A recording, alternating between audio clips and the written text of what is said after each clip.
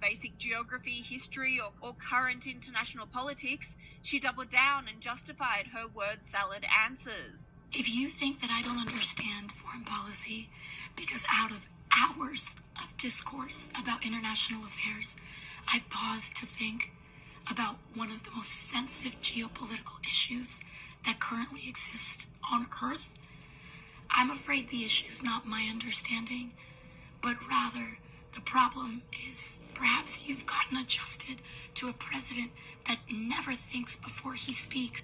Online commentators use this as yet another opportunity to mock the politician.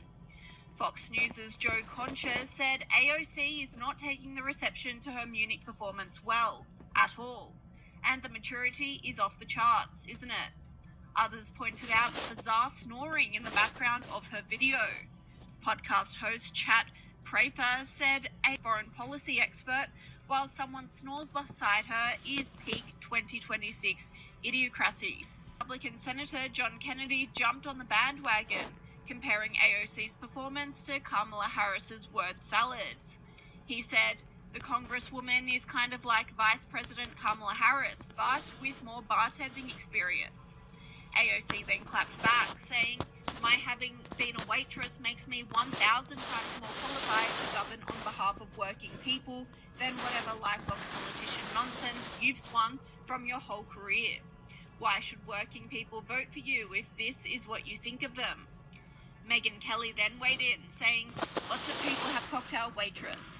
If one does it and goes on to become US Congresswoman, it's part of a great origin story most would admire.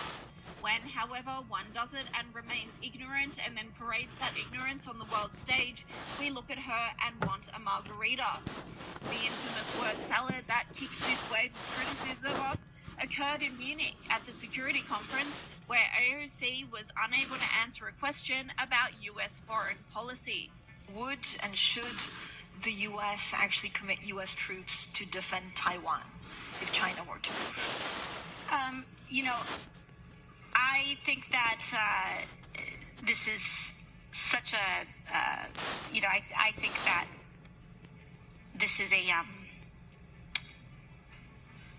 of course a very long-standing policy of the United States, and I think what we are hoping for is that we want to make sure that we never get to that point, and we want to make sure that we are moving in all of our economic research and our global positions to avoid any such confrontation and for that question to even arise.